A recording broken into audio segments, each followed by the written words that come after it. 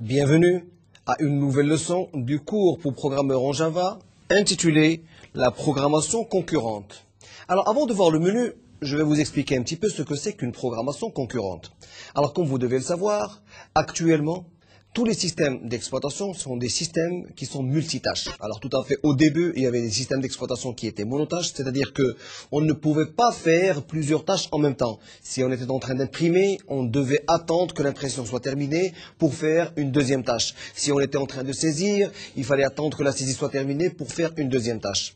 Alors maintenant, avec l'avancement de la technologie, et puisqu'on a fait des statistiques sur l'exploitation du microprocesseur, on a eu comme résultat que le microprocesseur n'était pas exploité à 100%. Alors maintenant, pour faire du traitement de texte, pour faire par exemple de la navigation, ça ne dépasse même pas les 10 à 15% bien sûr de l'exploitation de votre microprocesseur. Ceci dit, les programmeurs se sont décidés de pouvoir lancer des procédures pour pouvoir bien sûr multiplier les tâches et bien sûr pouvoir exploiter le microprocesseur avec sa capacité maximale, pas à 100% parce que sinon on va le bloquer, mais surtout de pouvoir bien sûr l'exploiter correctement.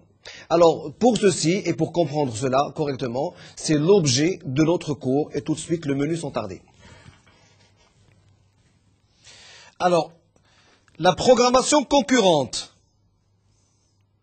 On va voir les processus et les threads. On va voir quand utiliser les threads. Les mécanismes de synchronisation et puis les problèmes de la programmation concurrente. Alors on entame le premier point, la programmation concurrente. Alors tout à fait au début, comme je vous ai expliqué au début du cours, je vous ai expliqué que le multitâche reste une chose très importante dans la mesure où ça vous permet de pouvoir bien sûr lancer plusieurs processus en même temps. Et ça c'est une chose très importante. C'est ce qui vous permet au niveau des nouveaux systèmes d'exploitation de pouvoir bien sûr imprimer, en même temps vous êtes en train de saisir ou de lire des informations. Si maintenant vous utilisez votre logiciel de messagerie, donc tout en attendant le téléchargement de vos mails, vous pouvez éventuellement lire vos mails, vous pouvez écrire un mail et ainsi de suite. Alors maintenant, ça c'est une chose très importante dans la mesure où ça vous permet de bien sûr pouvoir exécuter plusieurs processus en même temps. Alors maintenant, on va voir l'inconvénient de monotâche. Alors pour ceci, on va prendre l'exemple d'une balle, si vous voulez. Alors une petite balle, un programme qui va simuler le mouvement d'une balle au niveau de votre écran. Une balle qui, par exemple, rebondit jusqu'à arriver au mur et puis rebondit dans l'autre sens et ainsi de suite. Alors, pour faire ce programme-là, il va vous falloir une boucle. Alors, une boucle peut-être qui variera entre 0 et 100, entre 0 et 1000. Mais toujours est-il, lorsque vous travaillez, par exemple, en environnement monotâche, vous n'avez pas la possibilité, si la procédure est entamée, vous n'avez pas la possibilité de pouvoir l'arrêter jusqu'à ce qu'elle puisse terminer sa boucle correctement. Alors maintenant, bien sûr, avec l'avancement de la programmation, vous avez la possibilité maintenant de faire le même programme, mais avec des processus ou des threads. Alors le fait de travailler avec des threads, vous allez par exemple cette boucle-là la diviser en plusieurs parties, et à ce moment-là, si vous voulez l'arrêter, à n'importe quel moment, vous avez la possibilité de pouvoir arrêter votre programme. Et ça, c'est un point très important. Nous donnerons un autre exemple sur Internet, l'exemple le plus courant. Si vous étiez en environnement monotâche, par exemple, et que vous faites appel à une page web qui contient une certaine image. Alors, lors du téléchargement de l'image, vous ne pouvez pas arrêter le téléchargement de l'image, ni voir un autre document. Vous devez attendre le téléchargement de l'image. Alors, parce que vous êtes en environnement monotâche. Alors maintenant, effectivement, si vous faites une programmation avec un environnement qui est multitâche, multitâche, le fait de faire transférer l'image du serveur à votre poste sera en plusieurs threads et à ce moment-là, à n'importe quel moment, vous pouvez bien sûr pouvoir arrêter le téléchargement de l'image si vous en avez vu déjà une partie et que vous n'avez pas besoin de voir le reste. Alors c'est ça le principe de la programmation concurrente ou de la programmation multitâche. Alors, la programmation concurrente, c'est une manière de réaliser des programmes basés sur l'exécution en parallèle de plusieurs flux d'instructions opérant dans le même espace d'adressage. Simplifie la réalisation de programmes qui exécutent plusieurs opérations en même temps. Et ça, bien sûr, c'est le principe du multitâche. Alors, on va voir maintenant les programmes séquentiels. Alors, les programmes séquentiels, donc c'est l'ancienne génération, c'est des programmes qui se basent bien sûr sur des pointeurs avec une pile. Et automatiquement, lorsque vous avez un ensemble d'instructions, vous opérez. Mais là, lorsque vous êtes en séquentiel, vous devez attendre, bien sûr, qu'une procédure soit terminée pour en faire une autre. Vous avez un objet bien précis ici et ainsi de suite. Alors, ici, vous avez une certaine représentation de la pile, ce qu'on appelle le stack, avec un pointeur qui se déplace, bien sûr, d'une place à une autre place. Vous avez votre programme, qui reste un ensemble d'instructions, et puis, bien sûr, vous avez votre objet auquel, bien sûr, vous allez appliquer votre programme. Alors, simultanéité d'exécution. Dans les ordinateurs munis d'un seul CPU, il n'est pas possible d'exécuter plusieurs programmes simultanément. Effectivement, au niveau d'un poste qui est muni d'un seul microprocesseur, on a vraiment des difficultés à pouvoir exécuter un seul programme. Mais là, c'est l'ancienne méthode. Maintenant, avec la possibilité de travailler en multiprocessus, en thread, on peut, avec un seul microprocesseur, donner la possibilité à l'utilisateur de pouvoir faire énormément de choses en même temps. Et tout dépend bien sûr des capacités du microprocesseur. À un certain moment, effectivement, vous vous retrouvez en situation de blocage. Et je pense que maintenant, toute personne qui a déjà utilisé un ordinateur a déjà rencontré ce genre de blocage. C'est-à-dire qu'en ouvrant plusieurs fenêtres, Word, Excel, PowerPoint, Access, la messagerie, la navigation, et ainsi de suite, à un certain moment, on se retrouve au niveau d'une situation de blocage. Pourquoi? Parce que bien sûr, vous avez exploité plus qu'il n'en faut au niveau de la capacité du microprocesseur. On peut simuler une exécution parallèle en alternant rapidement l'activité du CPU en programmes différents. Et là, c'est très important parce que ce que j'ai expliqué au niveau de la slide précédente, c'est que on ne peut pas avoir deux programmes qui marchent lorsqu'on a une machine à un seul processeur, effectivement. Mais maintenant, avec le microprocesseur, si on a une certaine synchronisation, on peut par exemple donner au microprocesseur la possibilité de gérer un programme, et puis avec une certaine synchronisation bien organisée, donner aussi à un deuxième programme la possibilité d'utiliser le microprocesseur, et ainsi de suite. Alors, on va voir la simultanéité d'exécution.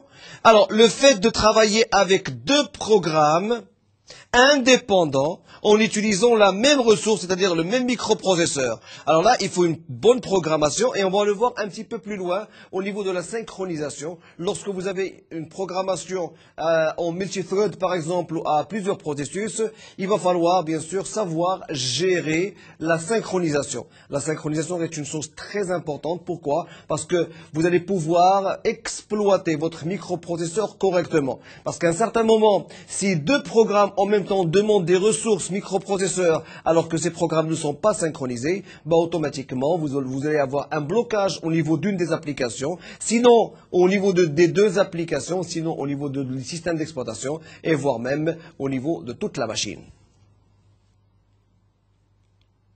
Alors, exécution parallèle.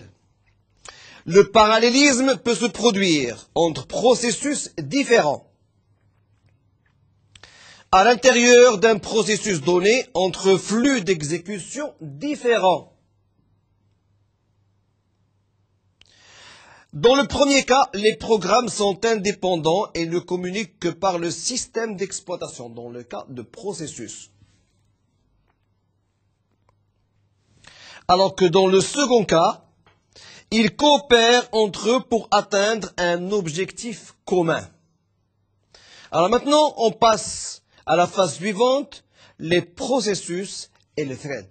Alors en principe, il y a une différence entre les processus et les threads. Ce sont les seules manières qui permettent à un programmeur de pouvoir travailler en environnement multitâche. Alors pour travailler en multitâche, il faut soit programmer des processus, soit programmer des threads. Alors la différence qu'il y a maintenant entre un processus et un thread, c'est qu'un processus possède une copie unique de ses propres variables, alors que les threads partagent les mêmes données et les mêmes variables avec tout le monde. Et ça, c'est un point très important. Alors bien sûr, les processus sont réputés d'être un petit peu très lents lorsqu'il s'agit de communication entre processus, alors que les threads sont beaucoup plus rapides que les processus.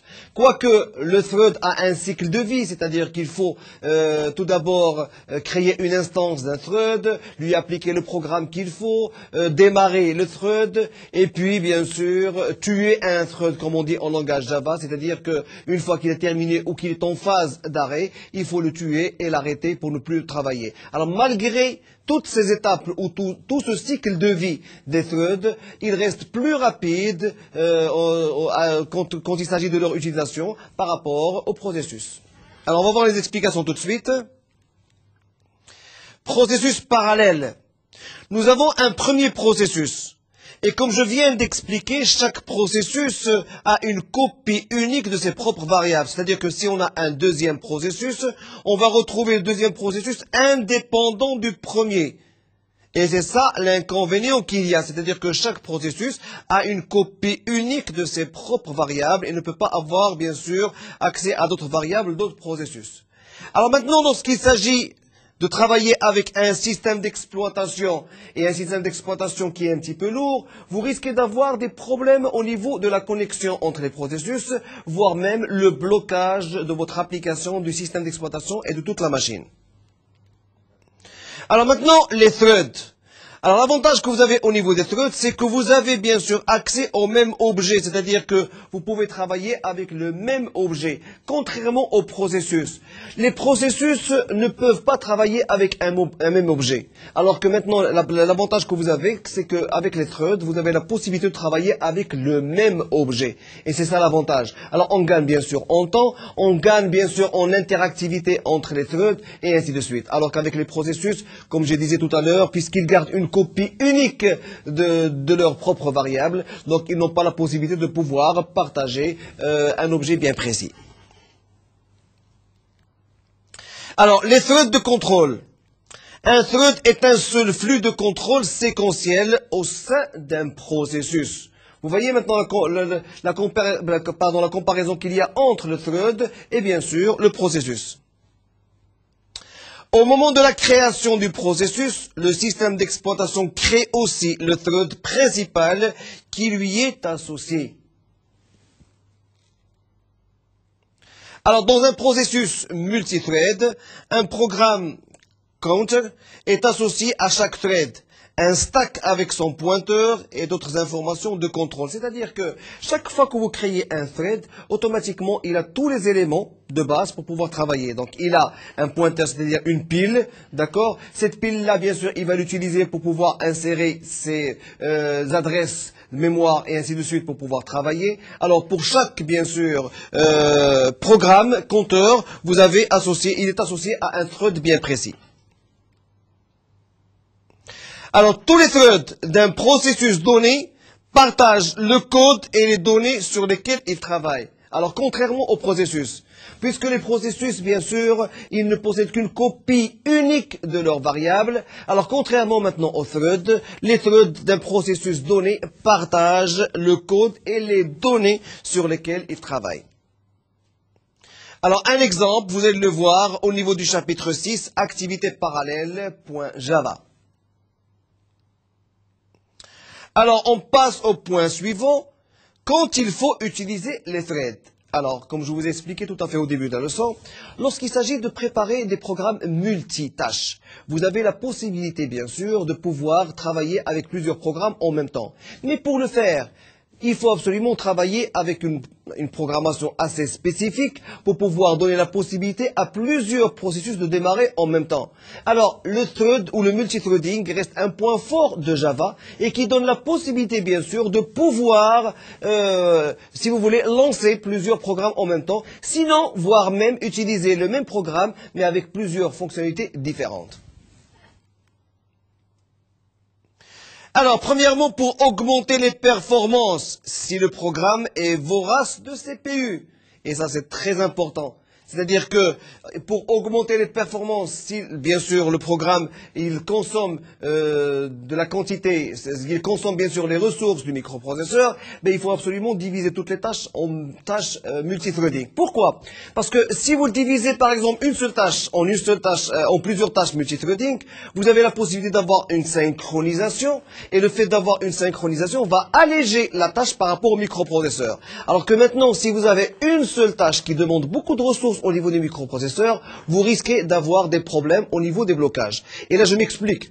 Vous avez par exemple une seule tâche. Alors, une seule tâche qui doit occuper 90% des ressources microprocesseurs.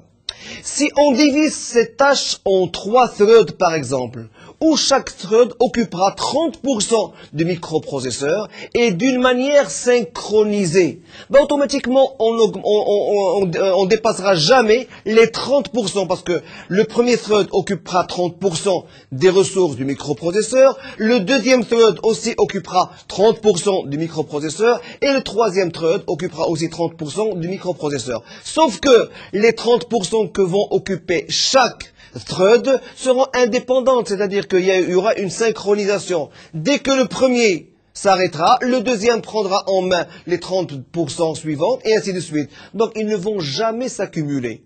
Et là c'est très important pour un bon programmeur. S'il voit que son programme occupe ou bien sûr utilise les performances, le maximum de performances au niveau du microprocesseur, sachez que c'est un mauvais signe. Pourquoi? Parce que ça peut, si vous voulez, conduire votre programme, sinon votre machine, à un blocage. Alors pour le faire, il est très important de travailler en multithreading. Le fait de travailler en multithreading va alléger la charge au niveau du microprocesseur et une tâche, par exemple, vous allez la diviser en plusieurs threadings où chaque threading va travailler indépendamment d'une manière synchronisée et utilisera bien sûr une petite partie des ressources du microprocesseur.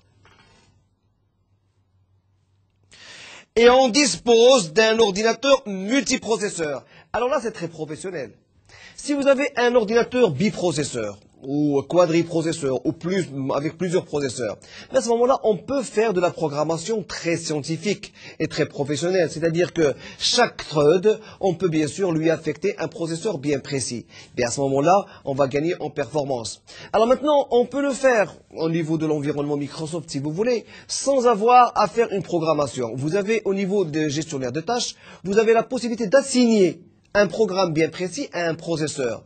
Si vous êtes en environnement multiprocesseur, vous avez par exemple 4 processeurs. Bon, au niveau de votre gestionnaire des tâches, vous avez la possibilité d'assigner par exemple le Word pour un système, pour un microprocesseur, l'Excel pour un deuxième microprocesseur, l'Access pour un troisième microprocesseur, toutes les activités Internet sur un quatrième processeur. Donc, au niveau du système d'exploitation lui-même, vous avez la possibilité de pouvoir assigner chaque tâche à un processeur. Alors maintenant, si vous pouvez le faire au niveau du système d'exploitation, ça veut dire que vous avez aussi la possibilité de le faire en programmant en Java. C'est-à-dire que si vous êtes sûr d'avoir une machine où il y a bien sûr plusieurs microprocesseurs, automatiquement vous pouvez affecter chaque application ou chaque thread, c'est-à-dire chaque partie d'une application, à un processeur donné. Et comme ça, vous allez gagner en performance et vous allez bien sûr être loin du blocage. Et la Java Virtual Machine est en mesure d'exploiter plusieurs processeurs. Alors, si vous disposez de plusieurs processeurs et que la machine virtuelle a la possibilité de gérer plusieurs processeurs, ça va être extraordinaire. Vous allez avoir un programme qui est très rapide et qui va gérer énormément de programmes en même temps. Alors ceci, bien sûr, généralement au niveau des grandes entreprises, surtout au niveau des banques, ils ont besoin d'avoir des serveurs multiprocesseurs et bien sûr une programmation avec multithreading pour bien sûr avoir le maximum de gains au niveau du temps. Et bien sûr pour pouvoir éviter le fait qu'une machine ne soit bloquée ou qu'une application ne soit bloquée. Alors, pour éviter que le programme se bloque en attente d'opérations naturellement lentes. Alors, effectivement, on va le voir au niveau des leçons prochaines, c'est qu'il y a la possibilité, bien sûr, la possibilité de pouvoir dialoguer entre les threads. C'est-à-dire qu'un thread, par exemple, a accès à un objet bien précis, mais il a besoin de résultats d'un autre thread pour pouvoir continuer, bien sûr, sa programmation ou l'exécution de son code.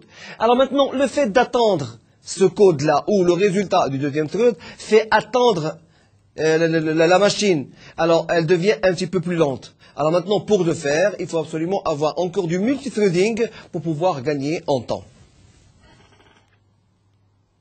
C'est le cas d'opérations input-output, les opérations d'entrée-sortie, sur le disque ou sur le réseau. Alors, généralement, lorsque vous programmez des accès disques, alors, sachant que les accès disques prennent énormément de temps, surtout lorsqu'il s'agit de disques durs qui ne sont pas très réputés, automatiquement, vous risquez d'avoir des vitesses très lentes au niveau des accès disques. Alors, bien sûr, lorsque vous avez, ou vous êtes bien sûr devant ces problèmes-là, vous êtes obligé, si vous avez un langage de programmation très puissant, vous êtes obligé de travailler en environnement multithreading. Alors, lorsque vous travaillez en environnement multithreading, effectivement, vous risquez, si jamais la machine était amenée à être bloquée avec le multithreading, vous ne bloquez que le thread en action. Et ça, c'est une chose très importante. La disponibilité des ressources partagées facilite la communication. Effectivement, le fait d'avoir des ressources partagées, ça facilite la communication, du fait que ça devient plus rapide au niveau de la communication. Alors, pour recevoir des événements asynchrones du système d'exploitation. Alors, effectivement, on a besoin d'utiliser le multithreading si vous avez des éléments que vous devez recevoir du système d'exploitation d'une manière asynchrone, qui ne sont pas synchronisés. Alors, le fait de recevoir des éléments qui ne sont pas synchronisés peut pousser éventuellement votre système d'exploitation à une situation de blocage. Alors, pour éviter cette situation de blocage, vous êtes obligé de travailler en environnement multithreading et Java vous offre la possibilité de faire ça. Lorsque vous travaillez en environnement multithreading, vous ne bloquez que le thread en question et non pas toute l'application et non pas toute la machine. Et ça, c'est très important aussi. C'est le cas des interfaces graphiques ou d'autres activités système. Alors, demande l'emploi de la technique de programmation réactive. Alors, pour réaliser des réveils et des temporisateurs, effectivement, dans le cas où vous voulez programmer, par exemple, des réveils et des temporisateurs, vous êtes obligé de travailler avec le multithreading. Sinon, votre programme sera amené à être bloqué à tout moment. Surtout, par exemple, si vous faites une situation de réveil, donc vous faites un timer, par exemple, alors le timer va occuper le processeur le temps que le timer ou le temps du timer soit réalisé. Donc vous allez bloquer, bien sûr, le microprocesseur. Alors maintenant, si vous travaillez en environnement multithreading, à ce moment-là, vous allez spécifier un thread bien précis au timer. Et à ce moment-là, si le thread était amené à être bloqué, il bloquera seul et il ne bloquera pas toute la machine. Et ça, c'est aussi une chose sur laquelle il faut vous baser pour votre programmation en termes de temps. Il faut parfois réagir au passage du temps. Alors, chaque fois que vous avez une fonction temps à faire intervenir au niveau de votre programmation, sachez qu'il y a lieu de faire une programmation avec le multithreading. C'est très important. Je le répète encore une fois, chaque fois que vous avez la possibilité d'intégrer le facteur temps au niveau de votre programme, utilisez le multithreading. Il gérera correctement votre application et efficacement votre système d'exploitation et votre environnement. Donc, évitez de travailler en environnement processus ou monoprocessus si vous intégrez, bien sûr, la fonction temps au niveau de votre programme. On le fait avec un thread qui dort dans un intervalle donné, puis envoie un message. Mais effectivement, vous avez des threads qui dorment. Par exemple. Alors, les threads qui dorment sont des threads qui sont en attente. Ou bien, vous avez travaillé avec une fonction temps qui fait attendre le thread. Ou bien ces threads sont en attente, c'est-à-dire qu'ils ont une fonction wait. Et on va la voir un petit peu plus tard au niveau de la synchronisation. Ça veut dire qu'il y a un autre thread qui a accès à un certain objet. Et bien sûr, on va le voir au niveau de la synchronisation, c'est que le premier objet détient la clé de l'objet lui-même. Et bien sûr, automatiquement, dès qu'il reçoit la clé, envoie un message wait à tous les threads qui attendent l'accès à cet objet-là. Alors maintenant, si vous voulez, le thread qui a une fonction wait est en attente aussi. Sinon, le troisième cas, c'est le fait qu'un thread ait utilisé des opérations d'entrée-sortie, input-output, qui s'avèrent très lentes et qui le mettent en position de blocage, si vous voulez. Alors, automatiquement, on le fait dormir dans un intervalle donné, puis on envoie un message. Alors, pour réaliser des programmes qui exécutent des activités indépendantes, alors, lorsqu'il s'agit d'un programme où il y a plusieurs activités, alors sachez que la programmation multithread vous donne la possibilité de programmer chaque activité au niveau d'un thread donné. Sinon, chaque activité avec plusieurs threads donnés, mais correspondant à cette activité bien précise. On peut simplifier l'écriture du programme et améliorer le temps de réponse pour l'usager. Ça va de soi. Alors, je reviens à l'exemple que j'ai donné tout à l'heure. Si vous avez une application qui doit prendre 90% des ressources du microprocesseur, alors maintenant, si vous l'utilisez avec un seul thread ou un seul processus, elle occupera 90%. Et vous allez voir que ça va être très difficile d'utiliser une autre tâche au niveau de votre ordinateur. Automatiquement, vous allez avoir un microprocesseur qui est saturé, vous allez avoir une perte de temps énorme au niveau de l'exécution des programmes, et ainsi de suite. Alors maintenant, si votre programme qui prend 90% des ressources du microprocesseur a été programmé en environnement multi-threading, automatiquement, vous allez diviser le pourcentage 90% sur le nombre de threads dont va être constituée cette application. Et à ce moment-là, vous pouvez gagner. Alors maintenant, vous pouvez me dire que si par exemple les 90% sont divisés en 2 ou 3 threads, ça revient au même puisque chaque thread va occuper 30% des ressources. Non, au contraire. Pourquoi? Parce que chaque thread va travailler d'une manière indépendante et d'une manière synchronisée avec les autres threads. Donc les autres threads n'ont pas la possibilité de pouvoir s'exécuter si le premier thread n'a pas remis la clé de l'objet lui-même ou l'objet en question pour pouvoir travailler. Alors, les problèmes introduits. Vous avez par exemple un thread 1 qui est en modification, et vous avez une donnée qui est partagée, et vous avez le thread 2 qui veut bien sûr intégrer la même donnée en lecture. Alors là, vous pouvez avoir un problème. Pourquoi? Parce qu'il n'y a pas une certaine synchronisation. Mais heureusement qu'avec Java, vous avez la possibilité d'utiliser des objets avec une certaine synchronisation. C'est-à-dire que vous avez des procédures synchronisées. Vous faites appel, bien sûr, à des méthodes synchronisées. Et le fait de faire appel à des méthodes synchronisées vous simplifie la tâche. Dans la mesure où la première méthode qui détient la clé du premier objet, elle va garder la clé jusqu'à la fin de l'exécution de tout son programme. Et c'est à la fin qu'elle doit restituer la clé. Mais en attendant, pour pouvoir bien sûr en avertir les autres, c'est que dès qu'elle reçoit la clé de l'objet en question, elle envoie un message wait à bien sûr tous les threads en attente. Et puis tout à fait à la fin, lorsqu'elle restitue la clé, elle envoie un message notify pour un thread donné, sinon une méthode notify all pour tous les threads en attente. Et à ce moment-là, il y aura une synchronisation et vous n'aurez plus de problème de blocage. Alors maintenant, effectivement, il y a des programmeurs qui pensent autrement.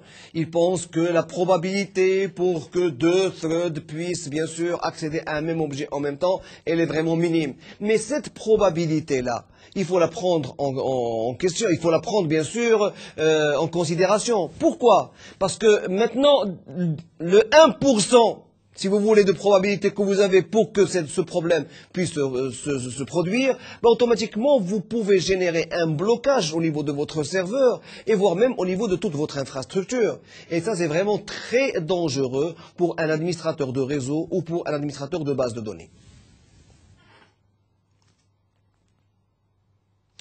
Alors, on passe à un point suivant, le mécanisme de synchronisation.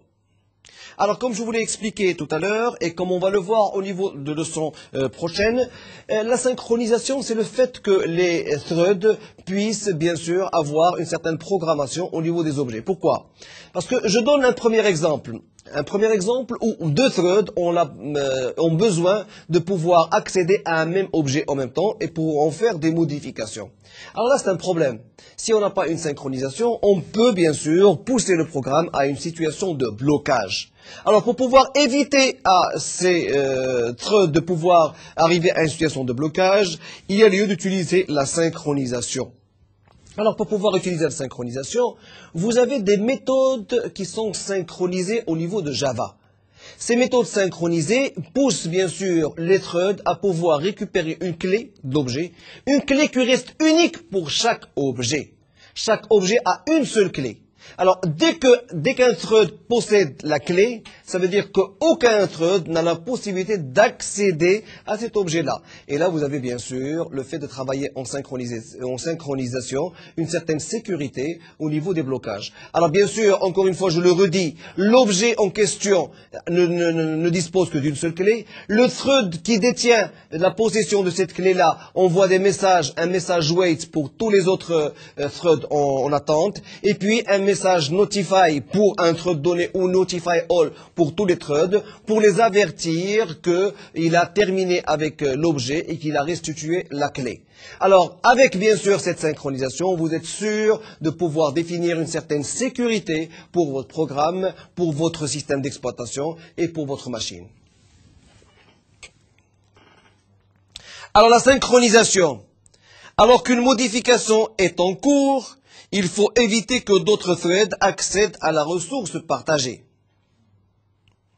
Il est nécessaire d'introduire un mécanisme qui règle l'accès aux zones dangereuses. Et le mécanisme, c'est ce que je viens d'expliquer, c'est le fait d'utiliser des méthodes synchronisées. Et les méthodes synchronisées, leur base, c'est de pouvoir détenir une clé d'un objet donné pour pouvoir la restituer tout à fait à la fin, pour que les autres threads ne puissent pas accéder au même objet en même temps. Alors maintenant, effectivement, vous allez vous dire que nous allons perdre énormément de temps. Non, bien au contraire, c'est une question de quelques millièmes de seconde entre la possibilité qu'un thread puisse détenir la possession d'un objet et de pouvoir restituer la clé pour un autre objet. Mais toujours est-il, on préfère avoir recours à ces millièmes de seconde plutôt que d'avoir des blocages au niveau de la machine. Alors les feux tricolores, il n'est pas possible de réaliser un feu directement en Java. Il deviendrait en effet une ressource partagée et il faudrait un feu dans ce cas. Les sections critiques, vous avez des portions de code qui opèrent sur des données partagées. Lorsque je parle de portions de code, effectivement, il y a des portions de code qui sont affectées à des threads. Alors, effectivement, c'est des threads qui ont accès à des objets qui sont partagés. Alors qu'un thread exécute une section critique, aucun autre thread ne devrait pouvoir agir sur des données partagées. Et là, c'est, si vous voulez, l'inconvénient des threads par rapport au processus. Parce que le processus, il a une copie unique de ses propres variables. Alors qu'au niveau des threads, vous pouvez bien sûr avoir des données qui sont partagées. Mais, bien sûr, vous avez l'inconvénient de pouvoir, si vous travaillez d'une manière asynchrone, pouvoir créer des problèmes et des blocages au niveau de votre machine. Alors là, effectivement, il faut bien sûr interdire l'accès d'un deuxième thread à un objet lorsqu'il est pris en considération par un premier thread, tout à fait au début. Alors cela s'obtient avec le mécanisme d'exclusion mutuelle fourni par Java. Alors le mécanisme d'exclusion mutuelle, c'est le mécanisme bien sûr du fait que chaque thread détient la clé de l'objet et il ne la restitue jusqu'à la fin bien sûr de l'exécution de toutes ces tâches. Maintenant il y a un autre problème qui peut se produire, c'est qu'un thread peut avoir besoin d'autres informations d'un deuxième thread ou d'un troisième thread. Et bien sûr, l'accès au deuxième et troisième thread peut effectivement nous donner un problème puisque bon, on ne peut pas détenir automatiquement la clé du deuxième thread ou troisième thread si la clé est déjà prise par un autre thread. Et à ce moment-là, ça engendre un certain retard au niveau de l'exécution de votre programme. Alors, les tâches du programmeur, Java ne fournit que des mécanismes simples de synchronisation. C'est ce que j'ai expliqué. Le programmeur doit reconnaître quand et où les utiliser. Un emploi erroné entraîne des résultats désastreux. Et qu'est-ce qu'on appelle par résultats désastreux? C'est des blocages. Alors, on va voir maintenant les problèmes de la programmation concurrente. L'absence de synchronisation, elle peut provoquer des dysfonctionnements accidentels. Et effectivement, lorsque vous travaillez avec un environnement multithread sans synchronisation, vous risquez d'avoir des problèmes, surtout lorsqu'il y a deux threads qui veulent accéder au même objet. Automatiquement, s'il n'y a pas une synchronisation, vous pouvez avoir une situation de blocage. Alors bien sûr, si vous utilisez un seul objet avec deux threads, peut-être que ça va être bloqué pour un certain moment. Mais maintenant, s'il y a une relation entre le thread et plusieurs threads, parce qu'ils attendent d'autres informations, d'autres threads pour pouvoir terminer le programme du premier thread, automatiquement, vous risquez d'avoir un grand blocage et un blocage qui ne servira jamais jusqu'à bien sûr la fermeture de la machine ou l'extinction de la machine. Erreur de synchronisation. Vous pouvez avoir des blocages. Alors maintenant, les mécanismes de communication. Il faut toujours être très prudent dans la réalisation de programmes multithread. Alors ça, on va le voir au niveau des prochaines leçons, c'est que c'est très important. Effectivement, c'est une innovation, le fait d'avoir une programmation concurrente avec le multithreading. C'est très important. Mais malheureusement, il y a le risque de pouvoir utiliser très mal ces threads-là. Et là, ça peut engendrer des résultats qui sont qui sont pas valables du tout et qui peut engendrer des blocages au niveau de votre machine. Alors maintenant, si vous avez besoin d'informations complémentaires, vous pouvez toujours vous connecter au site de Netuno en cliquant sur le lien Mednetu.